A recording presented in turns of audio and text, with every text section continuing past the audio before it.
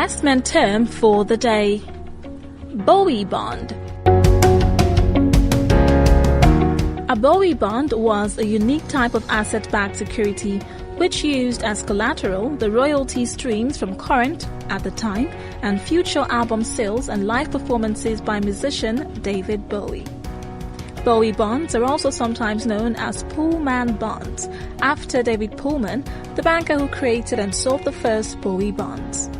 Bowie bonds were first issued in 1997 when David Bowie partnered with Prudential Insurance Company and raised $55 million by promising investors income generated by his back catalogue of 25 albums. The 25 albums, which were used as the underlying assets for Bowie bonds, were recorded prior to 1990 and included classics such as The Man Who Sold the World, Ziggy Stardust, and Heroes. David Bowie used the proceeds from the bond sale to purchase old recordings of his music owned by his former manager. His rights to royalties from wholesale sales in the US were securitized into bonds. In effect, by creating the bonds, he ultimately forfeited royalties for the life of the bond. Bowie bonds are first in line of Pullman bonds, which are a securitization of the collection of intellectual property rights of musical artists. Following the success of Bowie bonds, David Pullman went on to create similar bonds on the future income stream of artists such as James Brown, Ashford and Simpson, the Isley Brothers, and the Holland Dozier Holland publishing catalogues.